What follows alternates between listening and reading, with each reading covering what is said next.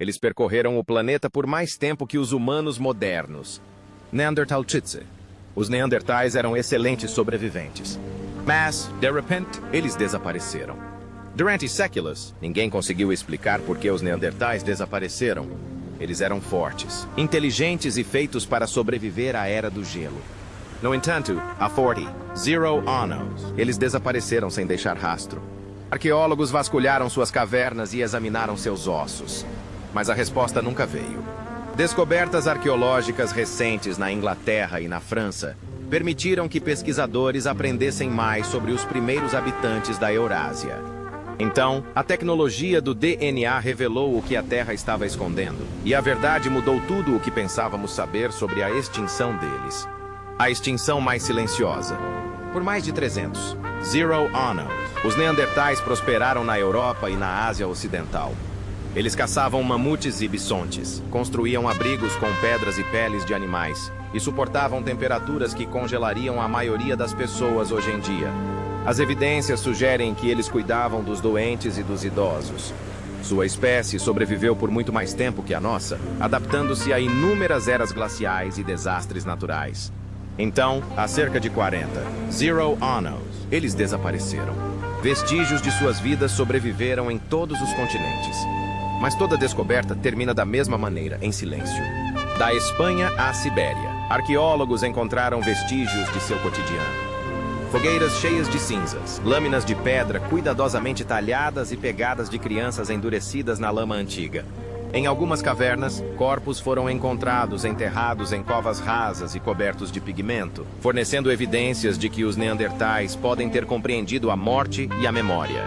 Essas descobertas mostraram que não se tratava de criaturas primitivas, escondidas em cavernas, mas sim de seres semelhantes a humanos, dotados de emoções e inteligência. No entanto, cada página conta a mesma história. Os fogos se apagaram, as ferramentas foram abandonadas, as pessoas foram embora. Este enigma tem frustrado gerações de pesquisadores. Segundo diversos relatos, os primeiros arqueólogos chamavam essa busca de caça aos fantasmas. Eles viam os neandertais como uma versão perdida de nós mesmos. Humanos que compartilhavam quase tudo conosco, do tamanho do cérebro à estrutura das mãos, mas que, de alguma forma, não conseguiram sobreviver ao estágio final da pré-história. Senti isso pessoalmente, como se a humanidade tivesse perdido um ramo de sua árvore genealógica e não conseguisse explicar como ou porquê. Ainda hoje, alguns pesquisadores descrevem o silêncio assustador que sentem ao entrar em uma caverna neandertal, como se as pessoas que a habitavam simplesmente tivessem partido e nunca mais retornado. À medida que as escavações avançavam, o mesmo padrão estranho continuava a surgir. A colonização da Europa, do Oriente Médio e da Ásia Central terminou abruptamente. Não houve desastre, nenhum vestígio de guerra ou mortes em massa. Em vez disso, sua presença foi gradualmente desaparecendo dos registros. Os arqueólogos começaram a chamar esse evento de a extinção mais silenciosa da Terra. Em breve, o mistério foi além de ossos e artefatos.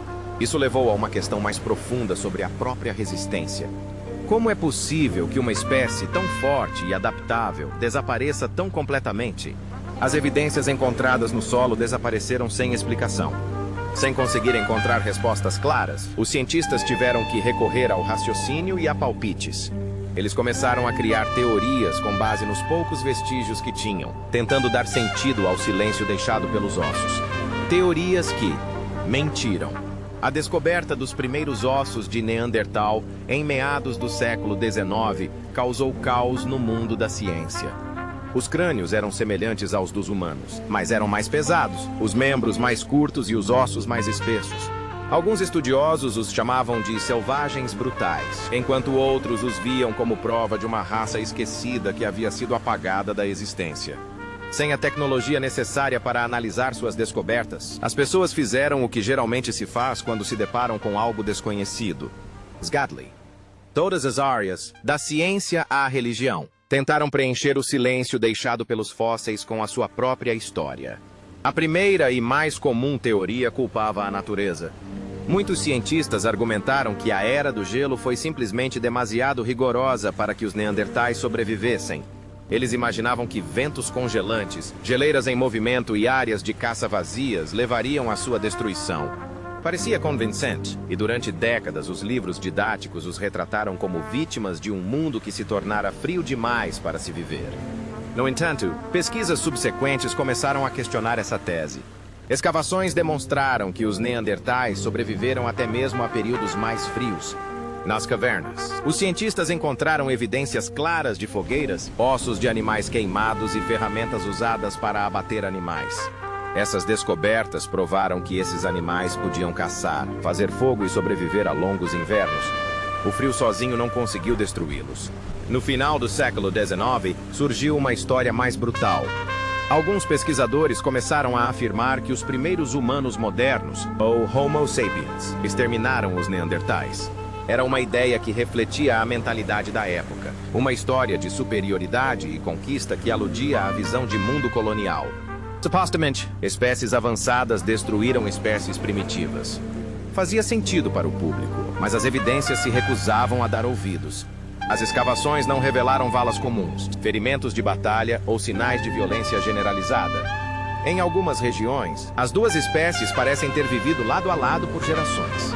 A teoria do Holocausto perdeu sua importância, mas antes disso, moldou o imaginário popular por quase um século.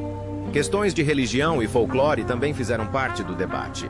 Alguns historiadores da Igreja na Europa argumentaram que os neandertais eram um ramo primitivo da humanidade que foi dizimado pelo dilúvio bíblico. Outros especularam que eles eram descendentes de Caim, amaldiçoados e destruídos por desafiarem a lei divina. Na Espanha, lendas locais contam a história dos Filhos da Névoa, gigantes ancestrais, que foram enterrados vivos por deuses enfurecidos após roubarem o fogo dos céus. Nas montanhas do Cáucaso, os moradores contavam histórias de pessoas selvagens e peludas que viviam em cavernas e desapareciam depois de ofender os espíritos da floresta. Relatórios etnográficos posteriores indicam que esses mitos podem ter sido memórias populares de encontros reais com neandertais que ocorreram milhares de anos antes. O século XX trouxe uma forma de especulação mais acadêmica. Antropólogos propuseram que os neandertais fracassaram porque eram menos inteligentes e menos sociáveis do que os humanos. Alguns alegaram que não conseguiam falar, enquanto outros disseram que lhes faltava a criatividade e a capacidade de adaptação para formar grandes grupos. No entanto, cada vez que as escavações começavam em um novo local, essas suposições se desfaziam. Os cientistas descobriram pigmentos, esculturas e joias. Essas descobertas provaram que os neandertais eram capazes de linguagem, arte e planejamento, características que antes se pensava serem exclusivas da humanidade. Na década de 1970, a lista de explicações era longa, mas nenhuma delas se encaixava. Clima, guerra, castigo divino e inferioridade. Cada ideia resolvia uma parte do quebra-cabeça e deixava outra intacta. O desaparecimento deles foi demasiado comum, demasiado simultâneo e demasiado óbvio para se enquadrar numa única narrativa. A frustração cresceu entre os cientistas que não tinham respostas. Os ossos revelaram como os neandertais viviam, mas não explicaram por que desapareceram. Após um século de especulação, uma observação começou a ganhar força. Chegamos ao limite das suposições. A verdade não virá de mitos, opiniões e comparações.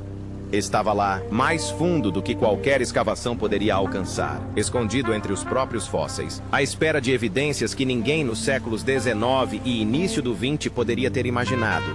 Os ossos que não falavam por mais de um século, ossos de neandertais, permaneceram em gavetas de museus, cuidadosamente etiquetados, mas silenciosos. Os cientistas mapearam seus crânios, mediram suas ferramentas e até reconstruíram seus rostos. No entanto, todos esses esforços levaram à mesma conclusão. Os maiores segredos estavam trancados dentro dos próprios ossos. Segundo relatos iniciais, muitos cientistas suspeitavam que a causa do desaparecimento estivesse no nível molecular, mas as ferramentas necessárias para descobri-las simplesmente não existiam. Na década de 1980, alguns geneticistas corajosos tentaram romper essa barreira. Eles tentaram extrair DNA de fósseis antigos, na esperança de que ainda contivessem vestígios químicos da vida neandertal.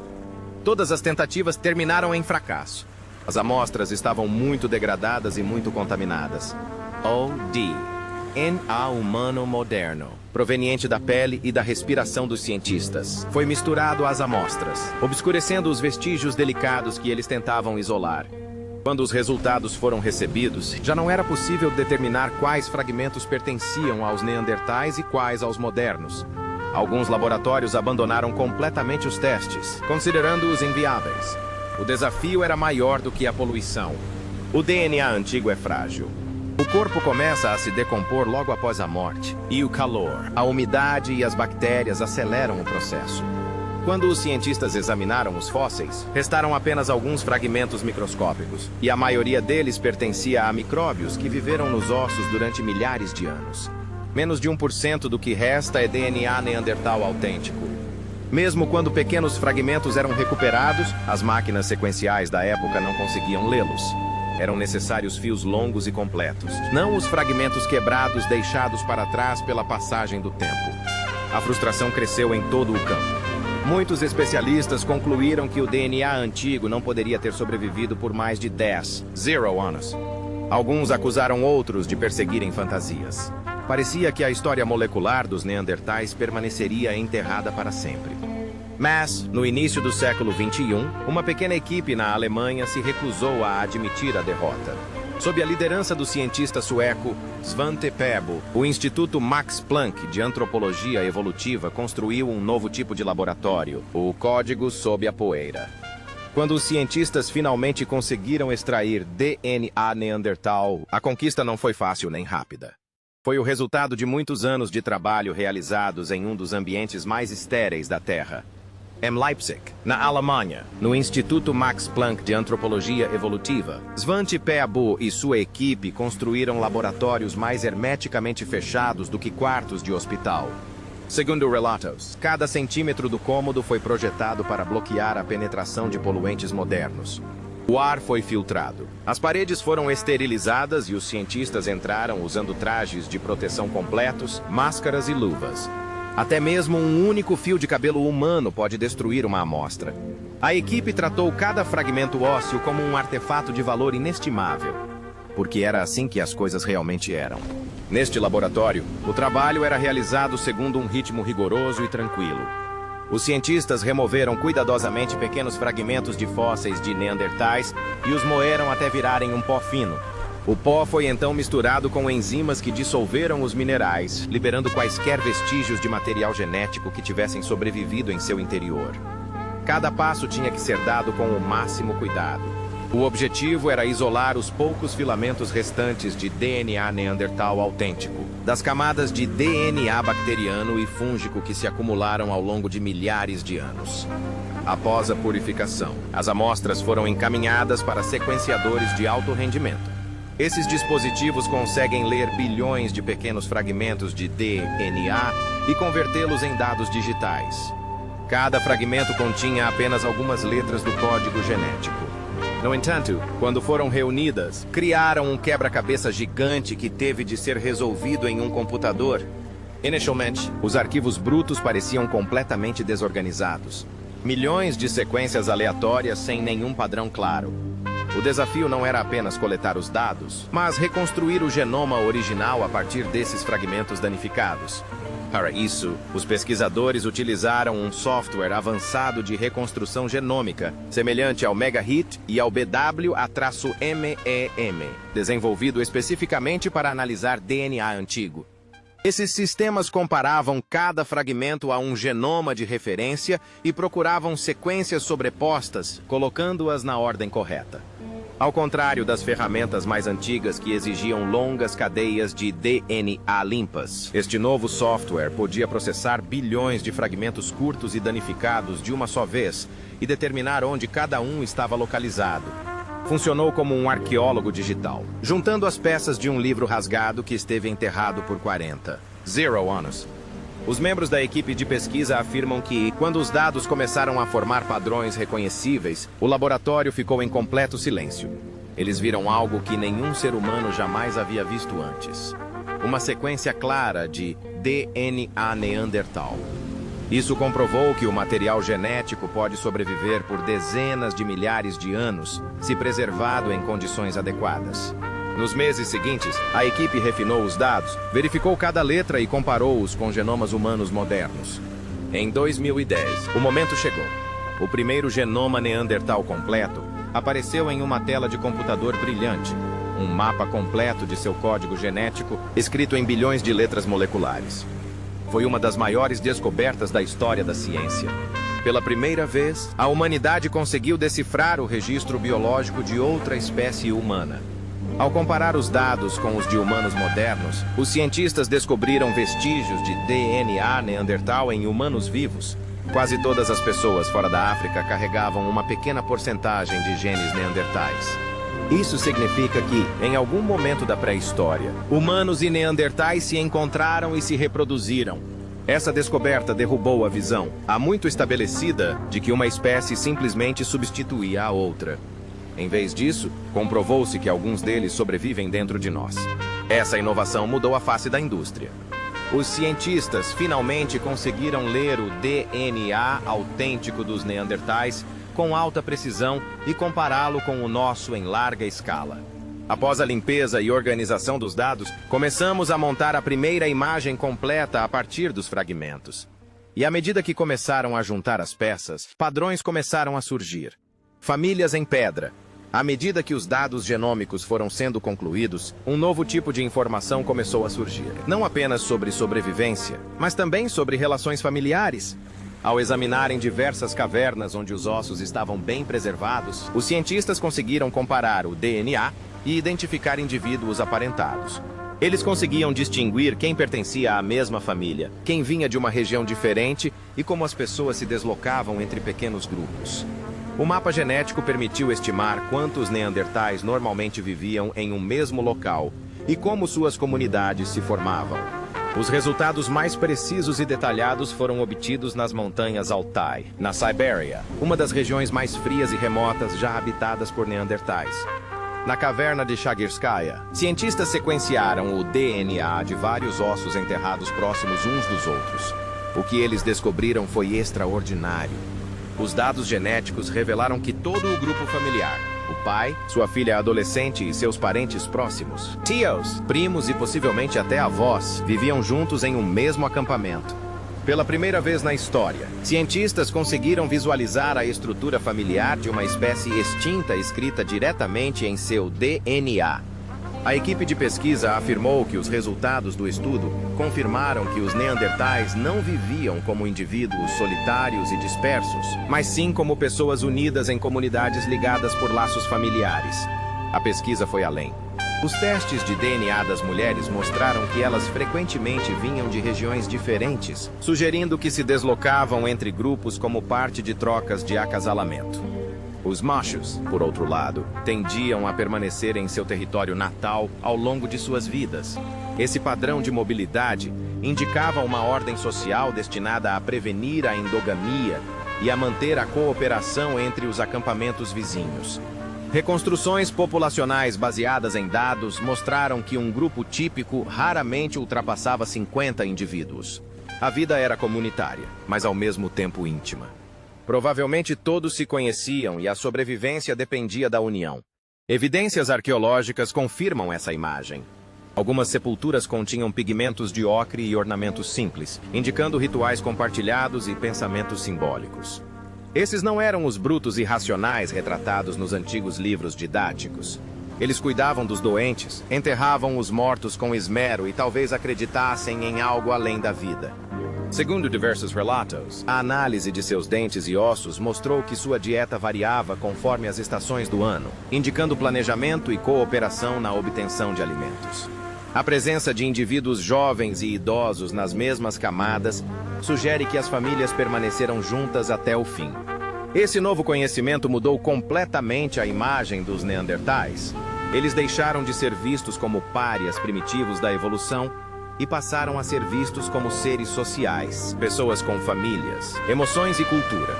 Mas por trás desse calor, havia algo mais sombrio.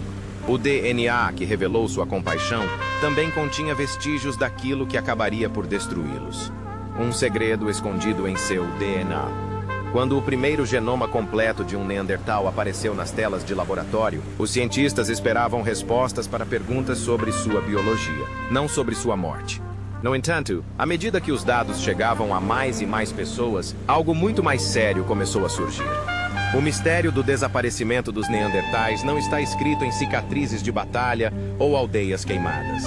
Estava escrito em seu DNA. O sequenciamento revelou algo chocante. Quando os cientistas decifraram os genomas finais dos Neandertais, descobriram longos trechos repetidos de DNA idêntico. Em genética, isso é um sinal de alerta claro. Isso significava que os mesmos genes eram copiados repetidamente. Evidências de que parentes próximos tiveram filhos juntos por gerações. A população tornou-se pequena demais para que a variabilidade sobrevivesse. No passado, os Neandertais viviam em grandes redes interligadas que se estendiam por milhares de quilômetros. No entanto, perto do fim, essas conexões se desfizeram. A espécie fragmentou-se em pequenas famílias isoladas. Às vezes, não vivem mais do que 20 a 30 indivíduos em cavernas, separados uns dos outros por uma enorme distância. A cada geração, seu patrimônio genético diminuía. As crianças herdavam o mesmo DNA limitado repetidamente. Com o tempo, eles se tornaram mais suscetíveis a doenças, defeitos congênitos e mudanças ambientais. Essa espécie ainda respirava, mas geneticamente estava ficando sem ar. Essa fragilidade era evidente em todos os genomas testados. Nas montanhas Altai, na Espanha e em toda a Ásia Ocidental, o padrão era o mesmo. O DNA neandertal de ambos os locais era quase idêntico, como se toda a espécie tivesse sido condensada em um único filamento. Geneticistas do Instituto Max Planck descreveram isso como um colapso inscrito no código. Os neandertais não foram extintos por um único evento. Eles começaram a se corroer lentamente de dentro para fora. À medida que os dados se acumulavam, a história se tornava cada vez mais complicada. Há cerca de 60, 000 a 45, Zero Anos, os primeiros humanos começaram a se estabelecer em territórios neandertais. Eles se encontraram não como conquistadores, mas como vizinhos. Testes de DNA mostraram que eles viveram juntos e até formaram famílias. Durante anos, os arqueólogos debateram se o contato significa conflito. A primeira resposta clara veio dos genomas. Significava intimidade, mas essa intimidade teve um preço. Os humanos modernos tinham populações maiores e redes mais amplas espalhadas pelos continentes. Cada contato entre eles e grupos menores de neandertais trouxe uma enxurrada de novos genes para a linhagem humana, mas, em contrapartida, quase não produziu resultados. A troca genética foi unilateral. Os humanos absorveram fragmentos de DNA neandertal, mas os neandertais não receberam quase nada em troca. Tem novos genes para aumentar a diversidade. As populações animais permaneceram pequenas enquanto os humanos se espalharam. Esse desequilíbrio foi suficiente para mudar o futuro. Populações pequenas não podem se dar ao luxo de cometer erros. Uma temporada de caça ruim, um inverno rigoroso ou várias mortes durante o parto podem ter levado à destruição da linhagem. O DNA revelou exatamente isso. Ao analisar diferentes genomas, os cientistas encontraram evidências de árvores genealógicas que se reduzem, de fraquezas hereditárias que se repetem ao longo das gerações e de grupos inteiros que desaparecem sem deixar descendentes. Resumindo, os neandertais começaram a ficar sem humanos. Então, os cientistas descobriram algo ainda mais estranho. O DNA neandertal continha fragmentos de vírus antigos, ou seja, remanescentes genéticos de infecções antigas. Os mesmos vestígios do vírus apareceram no DNA humano primitivo, sugerindo que o patógeno passou a existir entre as duas espécies. Alguns pesquisadores acreditam que as doenças se espalharam mais rapidamente entre grupos menores de neandertais, devastando famílias que não possuíam imunidade, enquanto os humanos sobreviveram. O que emergiu das evidências genéticas não foi uma história de guerra ou fraqueza, mas de uma lenta asfixia, uma armadilha biológica que vinha se fechando há milhares de anos. Os neandertais sobreviveram por mais tempo do que qualquer outra civilização humana, mas seu mundo era baseado em números instáveis. Cada geração perdia cada vez mais força genética até que, finalmente, não restava nada para transmitir. Quando os últimos acampamentos desapareceram, os neandertais já faziam parte de nós. O DNA deles se fundiu com o nosso e sobreviveu como fragmentos no genoma humano moderno. Foi ao mesmo tempo um fim e um legado, o registro de uma espécie que desapareceu por fusão, não por conflito. A revelação final foi tão trágica quanto humilhante. Os neandertais não foram extintos por serem simples e fracos. Eles desapareceram porque eram poucos. A queda deles não foi um evento isolado, mas uma lenta contagem regressiva genética que ninguém conseguiu deter. E, no fim, o mesmo DNA que os extinguiu garantiu que eles jamais desaparecessem por completo. O legado em nossas células. Quando os últimos pequenos acampamentos neandertais desapareceram do mapa, sua história não terminou. Seu DNA migrou dentro da crescente população humana da Eurásia. Estudos genéticos mostram que a maioria das pessoas fora da África possui uma pequena quantidade de ancestralidade neandertal em seus corpos, geralmente de 1 a 2%. Essa facção pode parecer pequena, mas está ativa. Isso influencia a forma como nosso corpo reage ao mundo. Cientistas identificaram variantes neandertais que ajudam nossa pele e sistema imunológico a reconhecer ameaças. Alguns estudos indicam que essas variantes aumentam a defesa contra certos vírus. Outros estudos associam diferentes segmentos do DNA neandertal a um risco maior de alergias, problemas de coagulação sanguínea e reações respiratórias graves. De acordo com muitos geneticistas, essa herança mista se encaixa na história que vemos hoje. O contato entre as duas espécies trouxe consigo tanto mecanismos de defesa úteis quanto custos ocultos. A influência da medicina ainda é visível nos dias de hoje. Durante surtos virais recentes, equipes de pesquisadores compararam genomas de pacientes e descobriram agrupamentos de DNA neandertal entre aqueles com uma forte resposta inflamatória. Alguns grupos acreditam que esses padrões apontam para sistemas imunológicos antigos que outrora foram úteis em ambientes da Era do Gelo, mas que podem reagir de forma exagerada em condições modernas. A mesma herança que protegeu nossos ancestrais em vales frios pode estar contribuindo para inflamações perigosas em cidades superlotadas. Essas são correlações, não veredictos finais. Mas elas mostram como o passado ainda afeta a nossa saúde. O que agora nos coloca uma questão difícil. Se uma espécie humana tão resiliente quanto os neandertais pode ser dizimada pelo contato com outros humanos e por um pequeno número de pessoas, o que isso revela sobre a fragilidade do nosso próprio futuro? Sua vez. Devemos encarar esse DNA compartilhado principalmente como uma dádiva que ajudou os humanos a se adaptarem? Ou talvez como um aviso de que as mesmas conexões que nos salvam também podem nos prejudicar? Deixe sua opinião nos comentários. Compartilhe suas ideias sobre qual parte do legado neandertal devemos estudar primeiro. Obrigado por assistir. Até a próxima!